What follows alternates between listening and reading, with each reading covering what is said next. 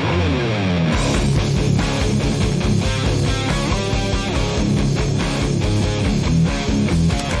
contractor's journey to self-mastery requires discipline, integrity, and respect. Welcome to Hammer and Grind.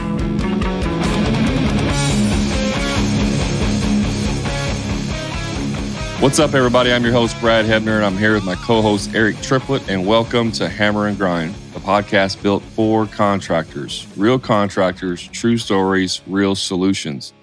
If this is your first time here and you get some value from this episode, please do us a favor, leave us a review, tell us what you like, what you don't like, and share it with another contractor, try and help them out. If you want to get some more interaction with like-minded contractors, check us out in our free Facebook group called the Contractor Profit Group. There's lots of great conversations happening in there. And if you're just tired of being sick and tired, missing games when working all the time, missing games with your kids, working all the time, check out our paid coaching group called the Profit Club. All kinds of weekly coaching calls, training, webinars, all kinds of great things happening in there. If you want to take your business to the next level, check that out. You can find out more information at hammerandgrind.com/the Profit Club. And on today's episode, we're going to be talking about something that I think just about every one of us struggle with. It's 2 steps forward, 1 step back. This is really interesting, and it's going to go sideways on us a little bit, Brad, because when I started thinking about this title and how we could use it in the podcast, for me, it was ticking the needle. I was like, what does that mean to me? You know, how do I use that in my life, in my business, and in my hobbies? And it's, to me, I'm like, it's a ticking the needle statement. And then so I Googled it real quick to kind of look up to see maybe where it came from, how long people have been using it.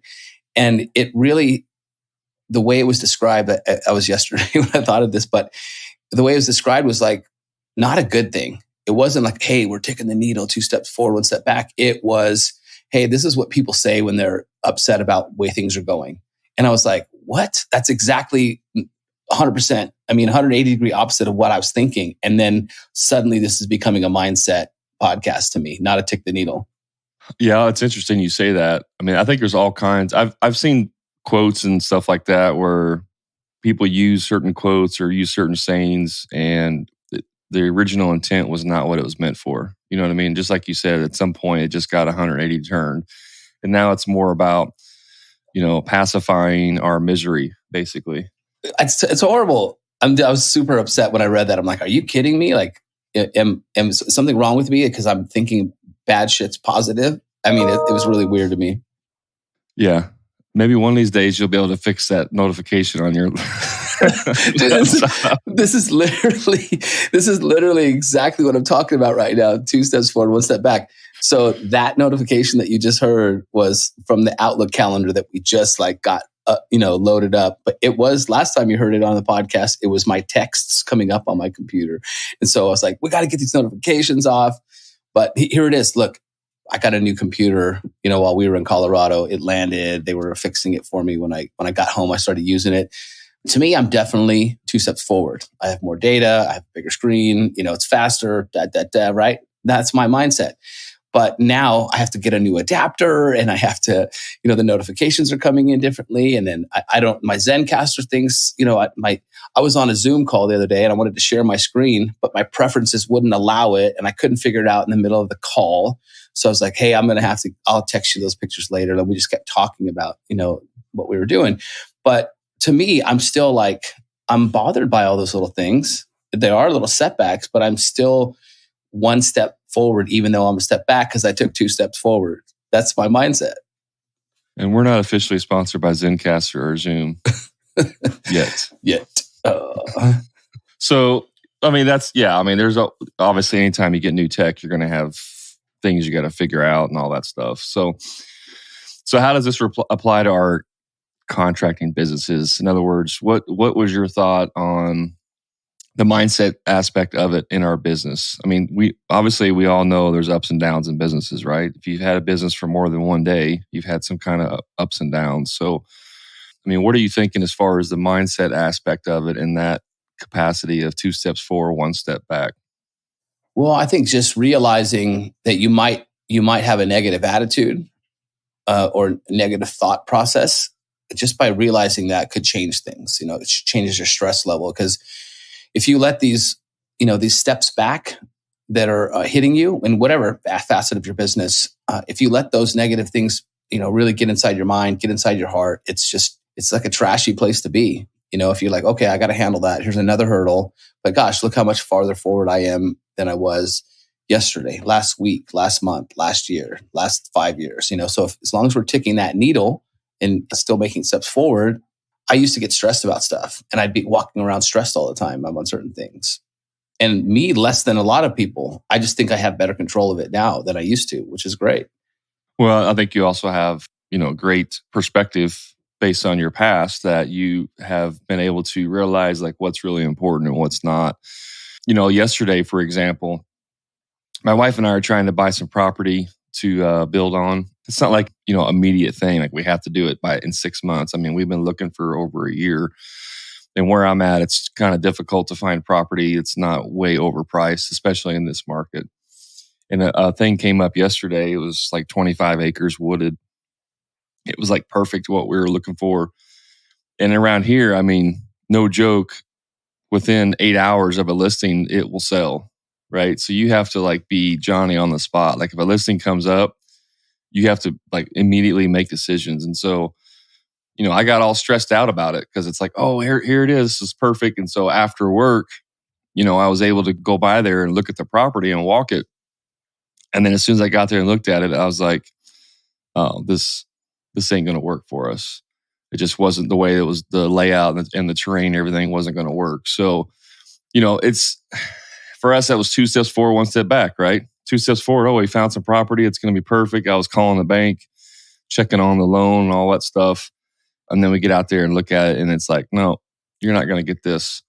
And so now it's back. It's more like 1 step forward, 1 step back. I mean, we're back to square one. And we didn't. I disagree with you right there.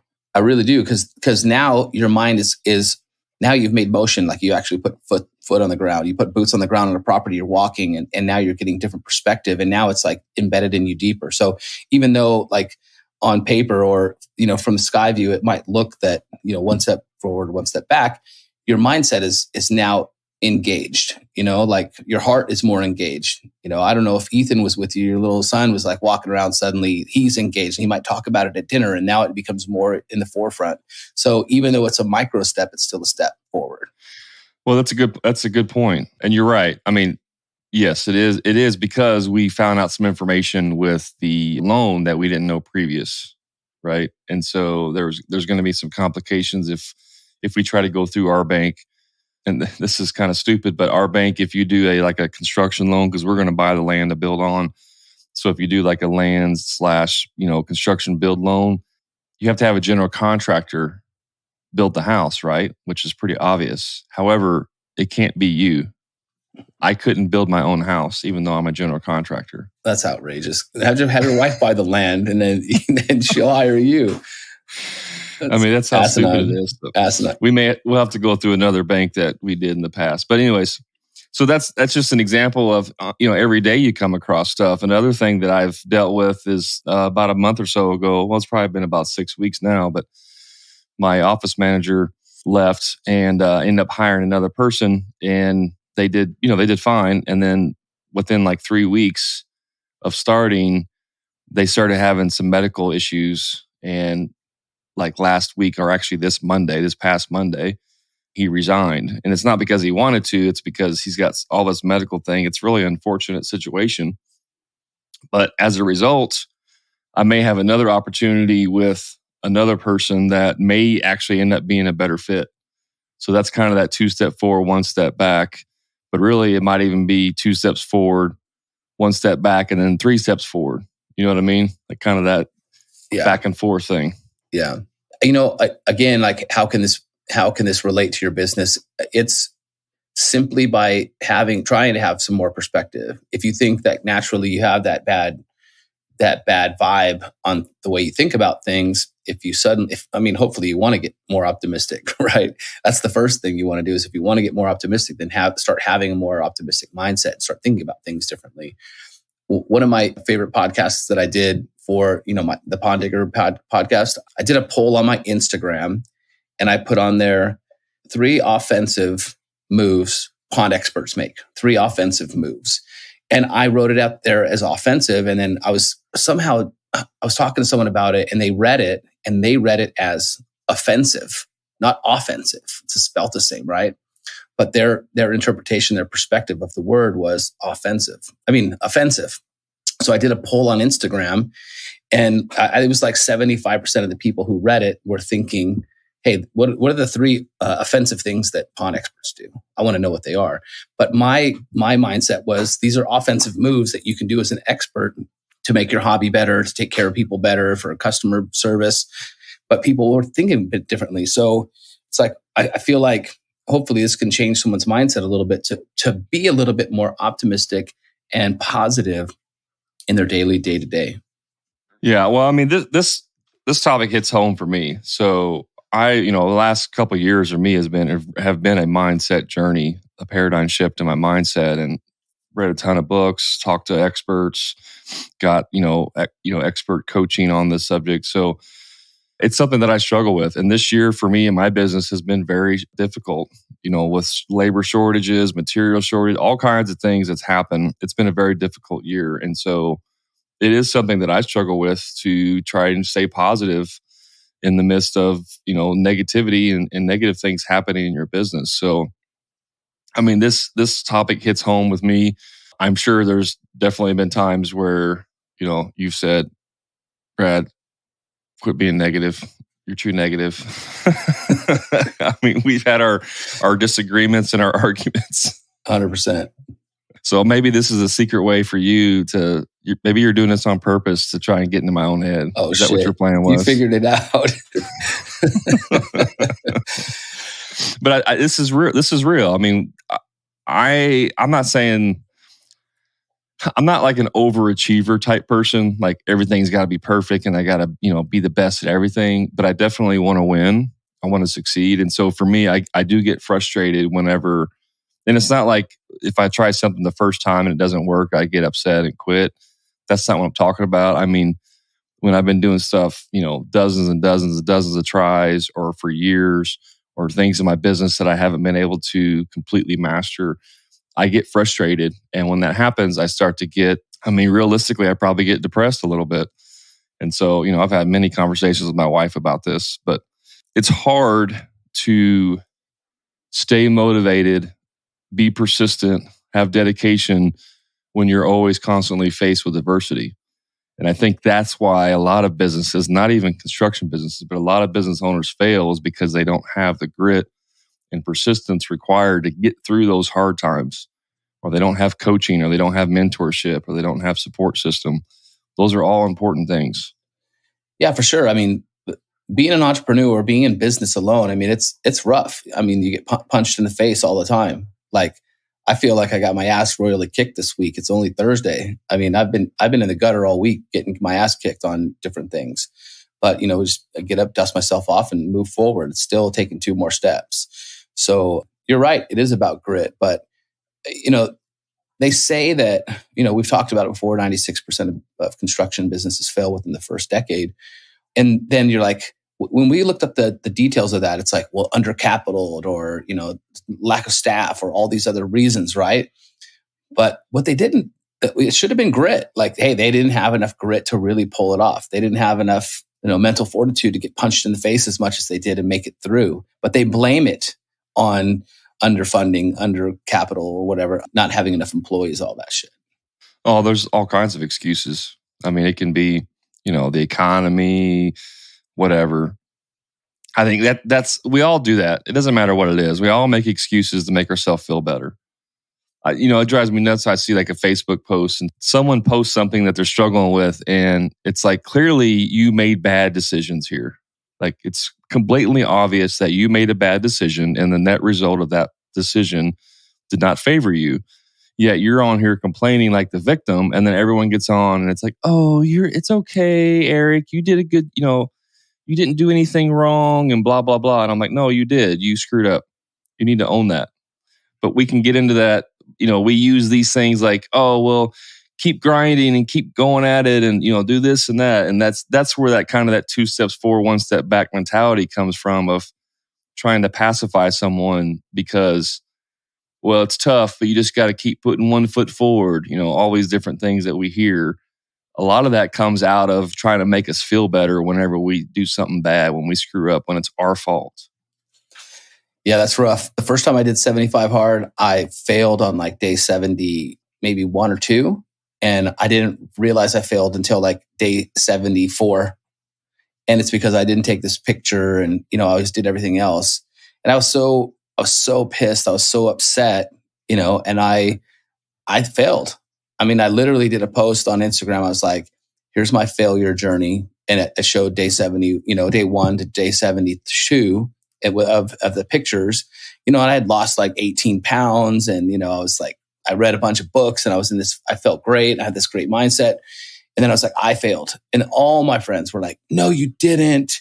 Man, you look amazing. You did so good. Don't be so hard on yourself. And I'm like, that's exactly what the program is about, is to change that mindset of not being so, complacent or like, just giving up so easy, but taking it as a win, right? But it's funny because I posted that and Andy Frisella saw it. It was when 75 Hard first came out. He saw it on the hashtag and he actually shared it on his page. That's how much it moved Andy. Like, he's like, all right, respect, bro. You failed. Do it again, But that's how people think.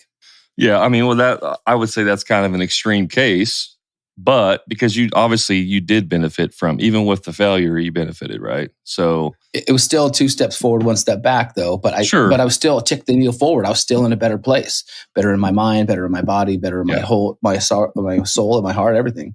Well, so I think it's important to point out that we're going to make mistakes. We're going to have 2 steps forward, 1 step back, right? You're going to have the setbacks, but I think, and tell me if I'm wrong, Eric, but the point of what you're trying to get at is that, one, it's okay to have a step back, right? Have setbacks. And 2, it's okay to learn from those. Like, you're going to have winning moments and learning moments in that, which are going to benefit you. So even though it may feel like a step back, in reality, it might be 2 steps forward. And then the third thing is that we use it as an scapegoat to feel better about ourselves and not actually look at it for what it's worth. There may be a huge learning opportunity in there, just like the land buying thing that we had. There was a learning opportunity in there. So we did learn and gain from that. So even though it may feel like a setback, it actually might be a net gain. For sure. Yeah, for sure. I was going to go somewhere with that. There's no success without failure. You don't just wake up and you win. Like, there has to be failures, right? And when there's a song about that. All I do is win. Or no, that's not it. Okay. Well, I mean, look, it's those losses, it's those stepbacks, it's those failures that give you the mental fortitude and the learning curve, understanding of how to get those next 2 steps. Sometimes you can't get the next 2 steps without taking the step back to realize what it is, where to get your grip, where to get your footing placement. This is not entrepreneurship's not just a stairway to heaven. It's like rock climbing, like you're going to fall, you're going to figure out where's the next spot to grab, what's the next tool you're going to use to get to the next level. I'd like to compare it to shooting, if that's okay. I don't want to compare it to rock climbing. All right, let's do it to shooting. Just kidding. I think that, one, we don't need to be hard on ourselves, right? Like, it's going to happen. You're not going to avoid it all. You've heard the saying, fail forward, right? Have you heard that saying, Eric? Yeah, Will Smith. Yeah, that's a great saying, fail forward. Anybody who's had any success, whether it's moderate success or major success, talk to Jeff Bezos, or whatever. I mean, it doesn't matter. They have tons and tons and tons and tons of failure. Now, somebody out there listening may say, well, yeah, that's fine. When you're a multi-billionaire, you can afford to make mistakes, right? One of the things that I always struggled with in making mistakes is I couldn't afford a financial mistake, a large financial mistake. Like, I couldn't go afford to, maybe buy a $10,000 piece of equipment and then not be able to use it, or whatever may happen. And then all of a sudden I'm out all this money, or I buy a really, really expensive vehicle and then it gets wrecked, which has happened to me twice. Actually, I've had 2 trucks totaled, and you always lose whenever you get your truck totaled. So those are things that I was always scared of was like financial mistakes. But the thing is that even in those situations, it creates resilience and it creates opportunities to find new ways of doing things. One of my favorite sayings is necessity is the mother of invention, right? We find ways to achieve when we're at our greatest deficit where we have to figure out something. We have to solve a problem because it's necessary for us to survive or to move on. And that's whenever we come up with our greatest wins, I believe. Yeah, for sure. I mean, it's built in. It's in like an innate thing that mankind is done with. So, you said something about not having enough money to make those mistakes, and you referred to Jeff Bezos. But Bezos started in his garage. You think he didn't have any setbacks? Like having enough shelves, and maybe a shelving unit fell over, and then the computer network to try and get it up. Like, he built it from the garage. It's not like he was born into it. That's what's a really crazy story about Bezos. I had a friend of mine, went to high school with him. He was a couple years younger than me. We played soccer together, and he started his own e-commerce business out of his garage. And he had a really, really good corporate. He went in the military. Actually went to college. Then he went into the Marines as an officer. And when he got out, he had a really good corporate job in logistics at a very prominent business here local that's nationwide.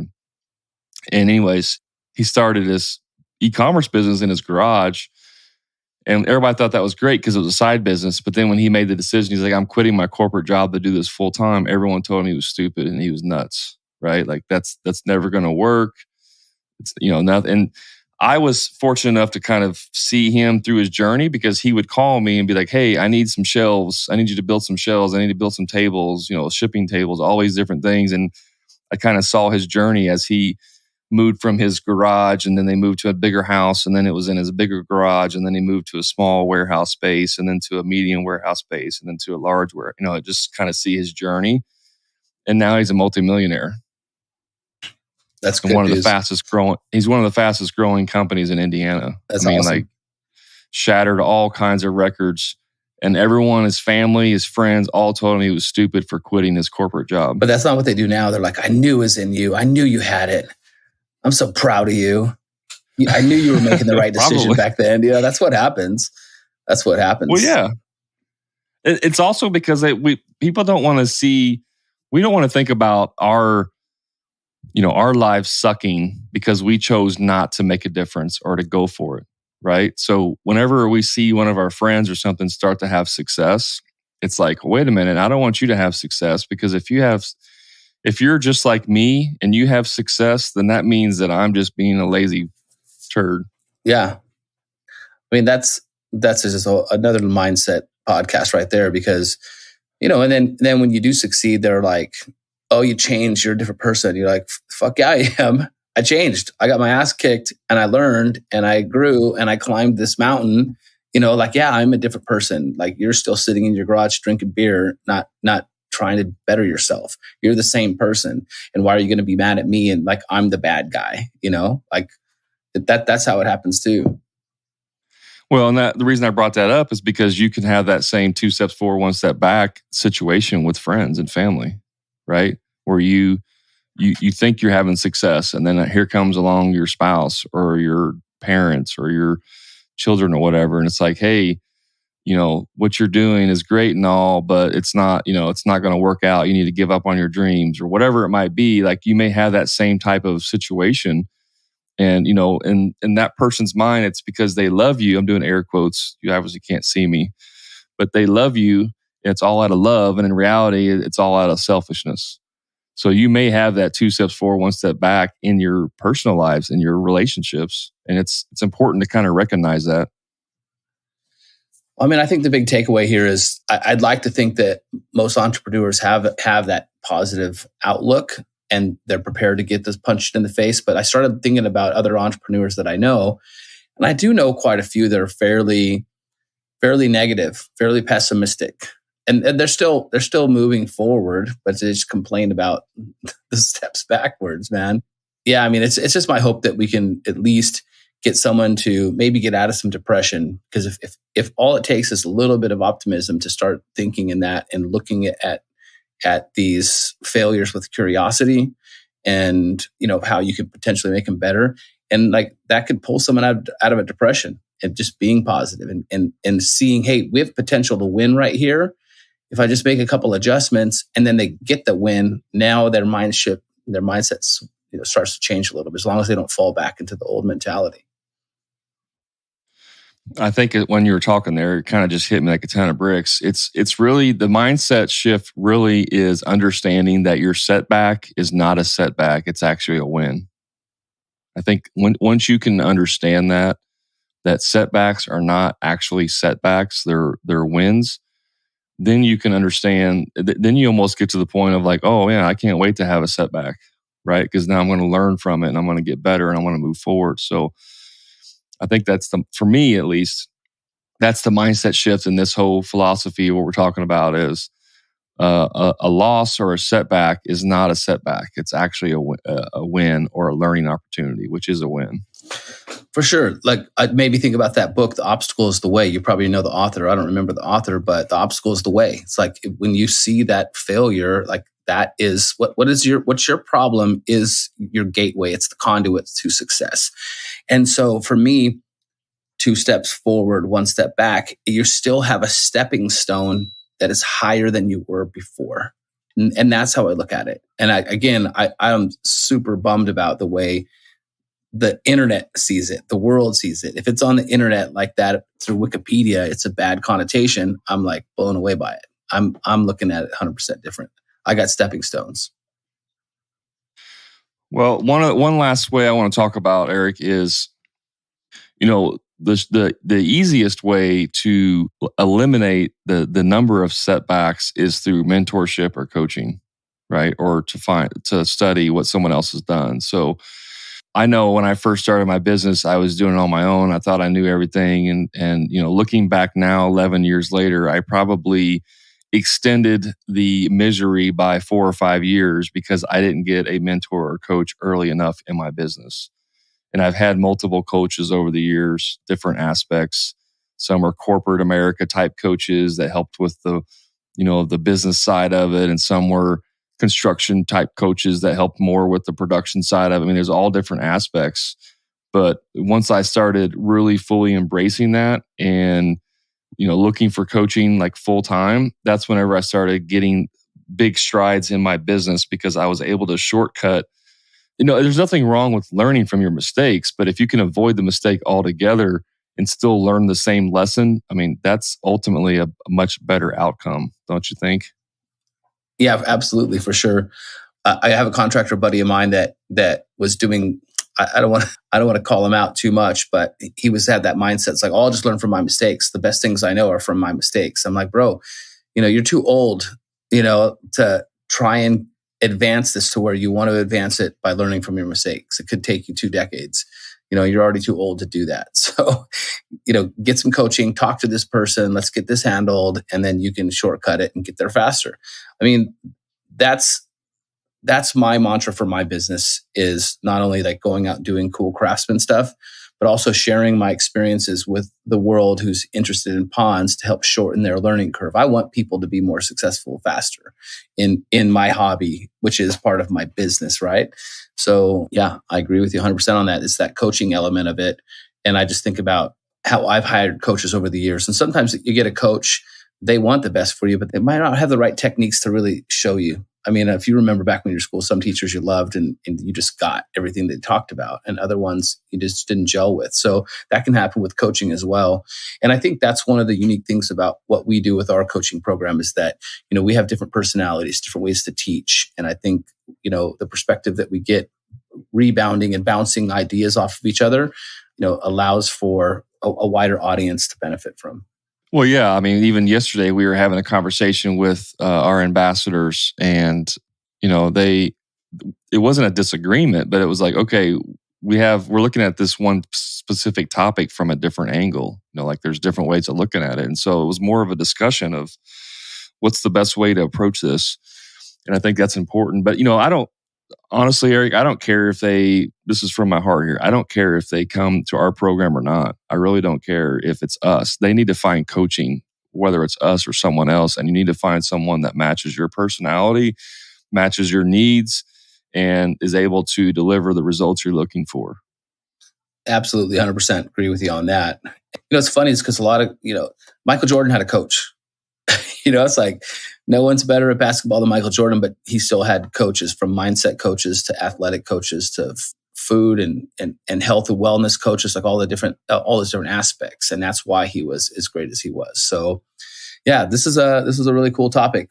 I think I'm where I want to be on it. What about you? Yep. It's perfect, man. Let's take us out of here. Thank you so much for catching the podcast. We enjoy like crazy getting on here and sharing some perspective with people. We love hearing about how the podcasts are affecting your business and inspiring you to do better things. Do the world a favor and share the podcast with some other contractors, help change their mindset, help change their views and approaches, so we can all be better business owners and entrepreneurs. So thanks again. We'll catch you on the next one.